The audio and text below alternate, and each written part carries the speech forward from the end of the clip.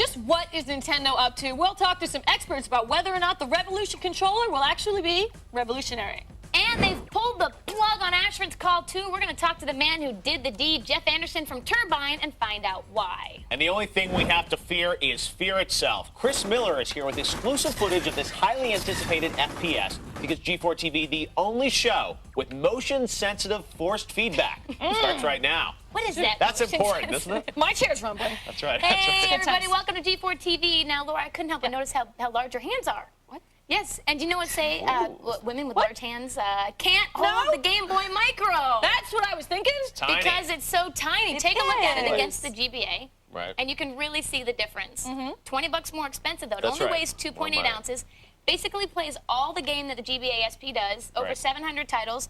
Graphically, it looks really good, I think. It's cool, but for me, it's like, you know, when you have this and then you have the DS, which is only, you know, $20, $30 more, it's like, you know, how do you pick between the two? This is a lot less clunky, and it fits in your pocket. And but you can't play those great DS, those innovative DS games. Right, that's truly a problem. There's no stylus with it. But anyway, it's coming out mid-September. Everyone's kind of looking forward to it. So that's the Gameboy Micro. That's one of the news from Nintendo. That's some of the news from What Nintendo. else But do we what have? everyone really wants to talk about is the Revolution. That's right. And as you guys know, the Tokyo Game Show, which is one of the longest-running, most important annual events in gaming, is happening right around the corner, September 16th through 18th. And this year, Nintendo's going to make an appearance, where in the past years, they usually don't show up. Yep. And in fact, company president Satoru Iwata is going to be one of the keynote speakers. So heart, basically, everyone's wondering, I am a gamer. what the hell is this guy going to say? Because what we want to know, what we want him to say, is what is this new Revolution controller? What's it going to look like? Right. And what's it going to do? We're Tina? dying to know. I'm dying. Everyone wants to know, and there's so much speculation because, you know, Yeah. E3, they showed the console, but they said we have to wait on the controller. I remember he did that interview with Miyamoto, and he said, you know, we don't want anyone to steal it. That's so what we they were can't talk very about Their it lips yet. are tight, man. Exactly. But let's take a look at what they've actually said on the record about the Revolution controller. So this is a quote from Mr. Iwata. He said,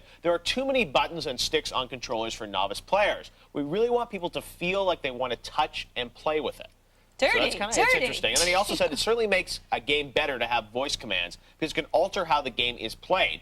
We may or may not use the microphone in the new Nintendo Revolution Speaking interface. of the microphone, I don't think it ever works I don't know, right. but there's all this sort of speculation, speculation. and like no one really knows what they're going to do. But of course, you know, when we asked Nintendo of America for comment, they said Nintendo does not comment on speculation. So obviously they haven't been talking to Mr. Iwata. Nintendo doesn't comment on Nintendo's own press release. All right, well, even though Nintendo isn't giving out much specific info on their new controller, that doesn't stop their legions of fans from taking a stab at what they think Nintendo has up their sleeve. Take a look at some of these mock-ups that we've taken from 4colorrebellion.com, and as you can see, they are all over the board. It's got a shovel so it can dig itself But into does it have a grave. microphone? It That's the doesn't. question. No, it doesn't. I like this one because it's got the microphone. It's interesting because a lot of people have been talking about maybe the controls will actually be projected. It could be a touch I don't screen think or that's something. bad. It's I kinda actually cool. don't think It looks that's bad. comfortable, at least in your hands with the rounded corners. I like that one. The win. Just win.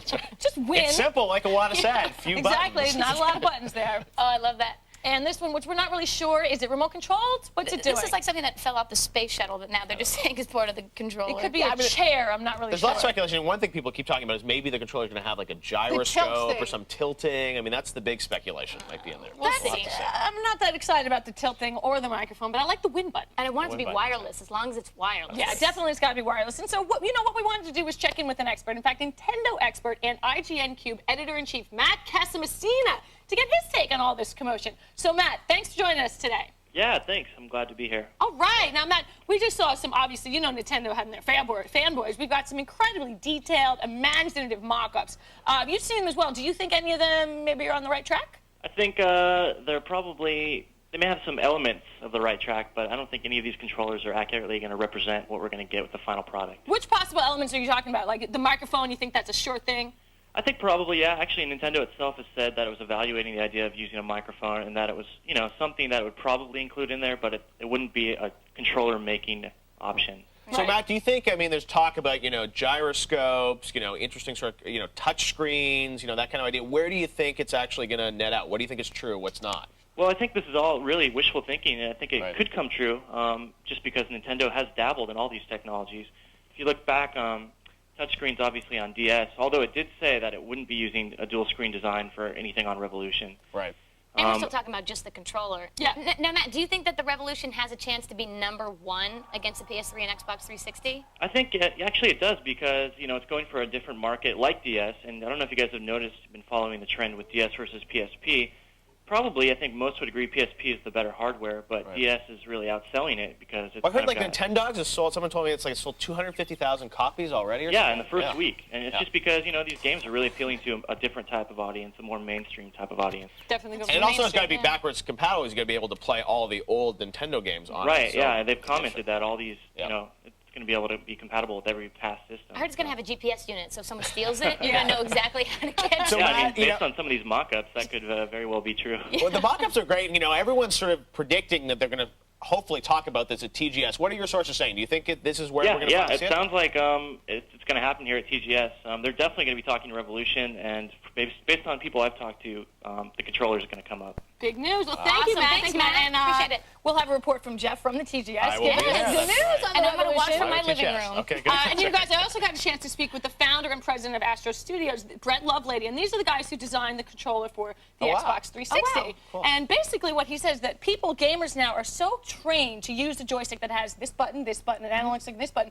that he doesn't know if Nintendo should stray too far from that concept design because gamers may be like, I agree. That's weird, radical. and I don't know how to play with that has buttons The thing is, over the here. controllers are not. I remember with the PS3 controller, everyone saw this weird sort of boomerang thing, and everyone kept saying it's like that's interesting, but it's like the DualShock for PS2 is so great now. Yes. Right. You don't need to change it. It's not broken. There's a transition period. But it doesn't mean it's the best. He even mentioned the fact that we use, Brett was so great, he mentioned use keyboard and mouse, which may not be the best technology, but we're so used to it. Exactly. But he did say that if any company could do it and make us all go this other way, it would be Nintendo. Cool. I agree. So there you go. Well, interesting. We also talked to a bunch of developers to see, because developers are what matter if they're going to make games for this. Absolutely. They're going to be excited. And one quote that's been out there on the internet is Peter Molyneux from Lionhead Studios. Now, I saw Peter a couple of months ago, and he was asking me, what did I know about the Revolution? Now he gave this quote saying, never underestimate Nintendo. That's all I can say about the controller. Right, So he's obviously excited. He's a creative guy. He's on the page with Brett Lovelady. He said, if anybody can do it, Nintendo. That's good. And then we went to Ted Price from Insomniac Studios. This is what he told us. I think he was joking, but he said, what's unique about the Revolution controller is it's going to play games for you.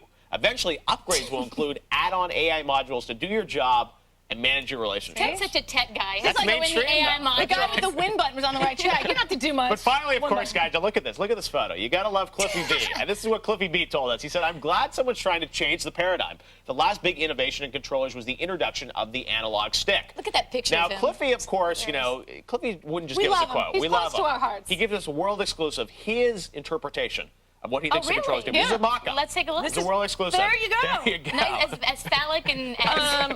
Way to go, Cliff. Did he borrow those props from Way you? to go, Cliff. Now, Nice Cliffy's going. quote is, I think Nintendo is finally going to give users the force feedback they've been asking for. I think we're finally blushing here on G4 That's TV. okay, we're on late at night. If your entire world is being taken away from you and you feel like you have nothing left, you're not alone. Up next, we're going to talk to Jeff Anderson from Turbine, the man who took away your world. Don't even think about moving. You either, Jeff. I'm not moving. We've got a 1099 in progress. Suspect is approximately 12 feet tall, green skin. All units move in. Purpose unarmed. Mayday, mayday. The world is your weapon, range is your ammunition, and the target is whatever you want to destroy. Quite possibly the best superhero game to date. The Incredible Hulk Ultimate Destruction. Rated T for teen. Nintendo, what's your problem? We don't want to see another Mario sports game. We want to see some M-rated games out there because M-rated games have better plots and are more fun to play. What the heck's with all the negative put-downs about Advent Rising?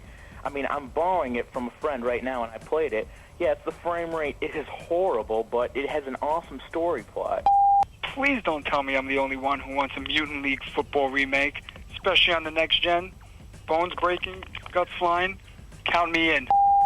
You might be the only one. We got a lot of angry viewers who want mature Right, teens Tina. and blood. He doesn't like all those bad things you're I saying do. about Advent. You weren't a big fan of Advent wasn't, either. no, Yeah, exactly. it's like Good music, it's that's like about it doesn't actually play smoothly or straight, or you can't jump. But hell, it's a great game. Right. It's good times. All right, guys, well, welcome back. Now, what do you do when you find out the MMORPG you've invested months of your life in is going to shut down? Well, this week, thousands of Asheron Call 2 players had to face that very question.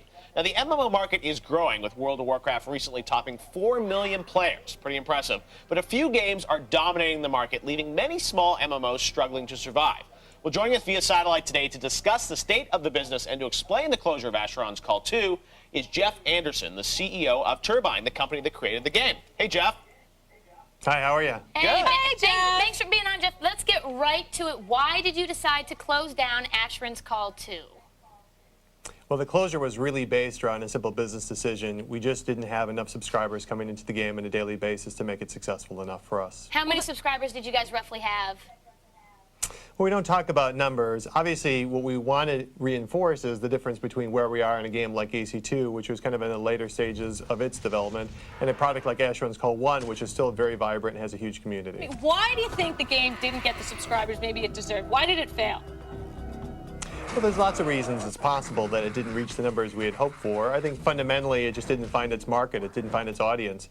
Now, our focus really is on how do we continue to define the business, how do we make better products, and we feel like the next games we're working on really help do that. What's interesting, though, is that, the first game is surviving here when the second one isn't. So, I mean, that's always an issue. It's like, you create a sequel. You hope all the users are going to kind of transition to the next game. Did that just never happen in this situation?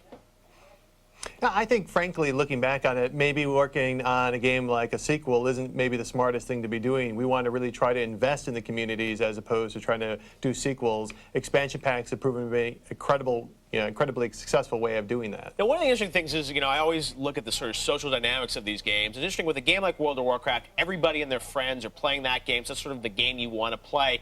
Is there ever sort of a worry that, the smaller games, you can never reach that critical mass because everyone and their friends is playing a different game, so it's hard to attract them to a new property? Well, there is no doubt that there's what we call a network effect of people who will attract other people to come in and play the game. So if you're there and you have a friend, you want to bring them along, that's definitely true. That's true whether it's a small game or a large game, but the effect is so much greater in a large game.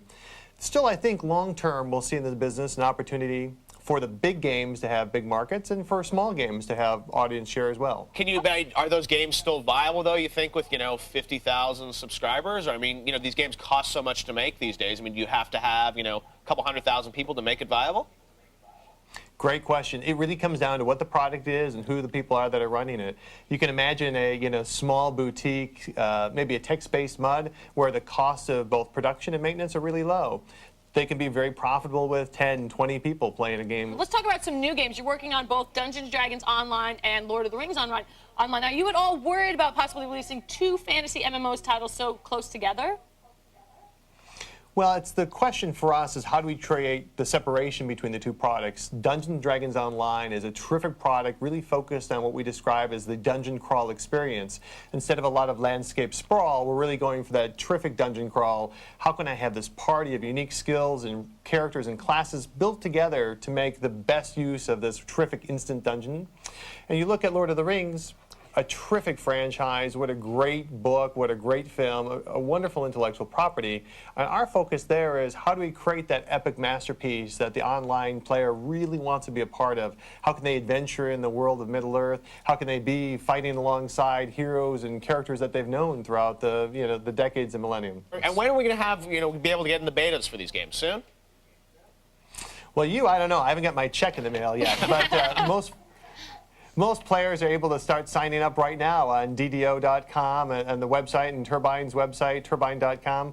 They can go there and put their information in, and we're taking active people today that are being let in. We have upwards of 1,000 people playing in the DDO right now, and it's exciting I go in every night and play, and I see just more and more people showing up. Well, so Geoff, it's very fun. Those are two fantastic licenses and franchises. We wish you the best of luck with both of them. Thank you, Geoff. All right, if you like having the crap scared out of you, and you'll just love what we've got next, we're bringing you F.E.A.R. right after this.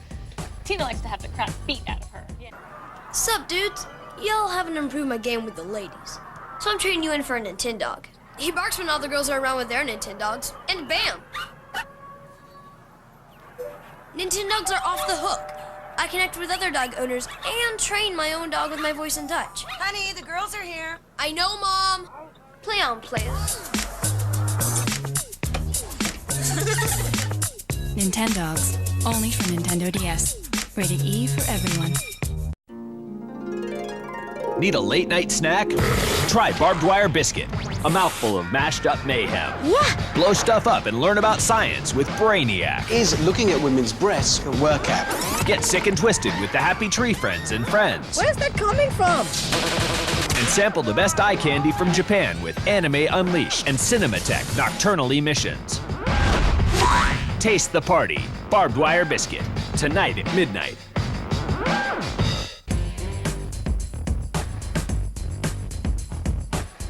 You know, everybody likes a good spooky game, and this October, right in time for Halloween, VU Games is bringing out F.E.A.R. It's a first-person shooter for the PC that some describe as The Matrix meets The Ring. You can already download a single-player demo on the internet. Let's take a look now at the full game.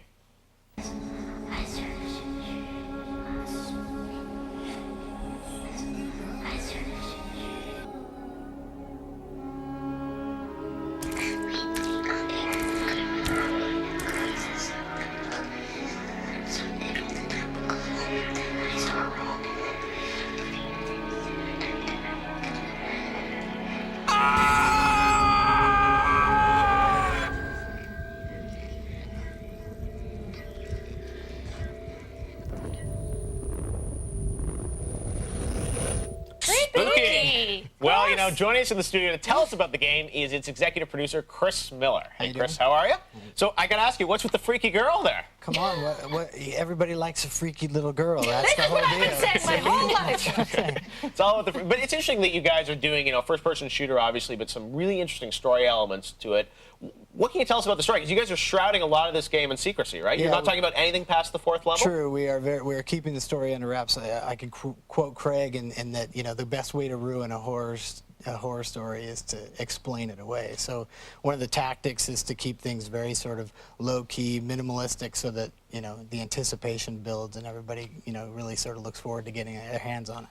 Interesting. There's a freaky girl. Yeah. Oh, yes. Okay, We've got one on the set here, too. Don't worry about it. It helps it all. It's all about that. Now, Chris, another thing I wanted to ask you about was first-person shooter, very competitive genre, you know, Half-Life 2, you know, sort of the most innovative games are in that genre. What are you guys bringing innovation-wise to the genre with this game? I think with any of the first-person shooters that are new to the market, there's a drive to sort of innovate technologically. And obviously with F.E.A.R, the focus was on, you know, bringing the graphics engine and the effects system up, as well as the AI system. Right. And then to sort of push the storytelling into a new genre as well. Or not a new genre, but a new way of telling the stories. So that's really been the focus and drive on that. Now, you're doing this for the PC, and so there's so few PC games now. The market is down 10 to 15%, it seems, already this year. Why keep doing these games for the PC and not bring them to the console? Well, I mean, the PC is what drives technology forward anyway, and consoles tend to be sort of snapshots of that technology. But I think in the natural case, the F.E.A.R team is a developer founded in PC technology, and so the natural sort of step to stay there as well as branch out. I won't, you know, allude to any potential next things, but you know, but Monolith is doing. I mean, they're doing the game Condemned for Sega, which is a console game, so they're obviously, you know, moving in that direction a little bit. Yes, they're thinking of. There's a lot of, you know, forward thinking going on. Well, one other thing I wanted to ask you about was the actual sort of action. I mean, it's there. You know, it seems lots of guns, lots of combat. How much sort of puzzle solving is in this game versus straight-ahead action? This game was focused on, F.E.A.R focuses on action. Okay. So there are puzzle elements like physics in there. puzzles or anything like that? Or not so really? much physics puzzles, but sort of movement puzzles and interactive object puzzles. But again, the focus was on action and to really sort of force the player to not be able to think of anything else but, oh man, I got to get out of this thing alive. And then, you know, so that's where the game really sort of plays up its strengths. Well, it looks great. And I know you guys have been looking at it. Yeah, we have. On the We actually boards. got a couple questions from the boards. One person wants to know, you know, it's all fine and good to play with yourself, but what can we expect from F.E.A.R's multiplayer? Right, the F.E.A.R's multiplayer is basically a system that's broken down. You've got two teams. It's sort of Counter-Strike-esque in its feel. You've got the two teams. You have the slow motion deathmatch as well as standard deathmatch. It's a really robust system. Can you play the little girl in multiplayer? No, you cannot. Yeah, Can you kill the little girl? No, and I'm a little worried. All right, Chris, cool. what's the Director's Edition going to include on the DVD? What are we going to get from that? The Director's Edition, other than being on DVD versus CD, has a live-action prequel thing that was written by the team and produced. We have it's got some bonus content in terms of a commentary pass by a lot of the level designers. Craig, the lead story designer, and John Mulkey sit down and talk about all what inspired them. A little behind-the-scenes look at the making of the game. Cool, very cool. Excellent. Well, can't wait to play it. It's coming out in October. It's F.E.A.R. Thanks, Chris. Yeah, thanks, Chris. We appreciate it. All right, coming up, things get dramatic with our very first version of Messageboard Theater. But before that, let's take a look at Spooie's 5 favorite games in this week's Sweetest 5, presented by Juicy Fruit. At number 5, we have Castlevania Symphony of the Night on the PSX. Number 4, Resident Evil 4 on the GameCube. Number 3, Mega Man 2 on the NES. Number 2, Super Metroid on the SNES. And at number 1, the Bionic Commando on the NES, going old school. I like the SNES. For $99.99, you can get this Nintendo GameCube along with the best-selling Super Smash Bros. Melee game for free. I just love smacking that Princess Peach. Rated teen. Check this out. This is what we do for a living. We're video game designers. And we're game programmers. With the training offered at Collins College, you can learn to design, code, and test games like this. And this. Game design is a growing career.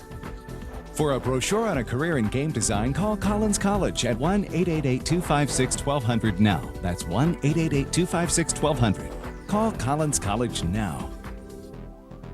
Coming up on Formula D. Formula D Round 5 slams into Chicago's Soldier Field. We are getting sideways in the Windy City. Can Sammy Burnett smoke points leader Reese Millen for the lead? Or will the future Ken Gucci drift in for the win? Coming up on Formula D next.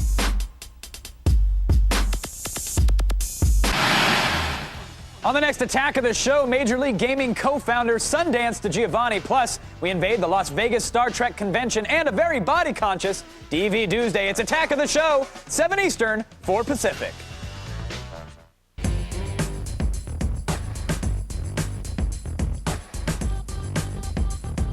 Welcome back. Now, earlier we spoke with Jeff Anderson from Turbine, and the news that Asheron Call 2 was closing down came as a pretty big shock to a lot of gamers this week.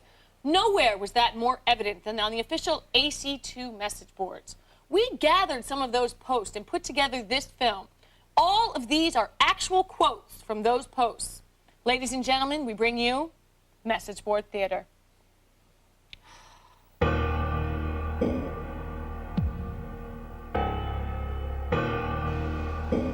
For me, it's like a family member has been diagnosed with incurable cancer and has been given 4 months to live. I will never, ever give the people that causes me this pain money again.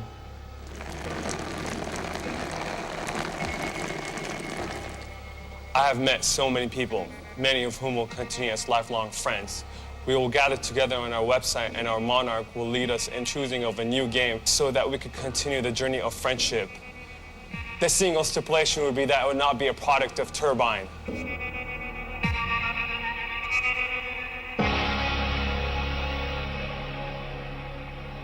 You've got to be f***ing me. Thanks a lot. I poured my heart and soul into trying to help this game help its community, and you back out that f***ing fast. 7 months. Thanks a bunch. You've got to be kidding me. Thanks a lot. I poured my heart and soul into trying to help this game, to help its community, and you back out that f***ing fast. 7 months. Thanks a lot.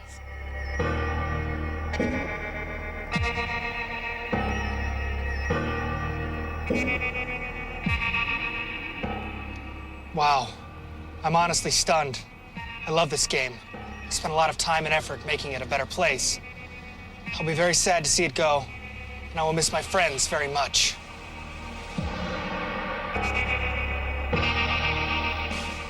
I don't bother with RL since I don't see a point in investing time and effort in something that's going to end, most likely in 50 to 100 years. If you're extraordinarily lucky, which I'm not. And that's what's exactly happened with AC2. I always thought naively that AC2 would go on forever.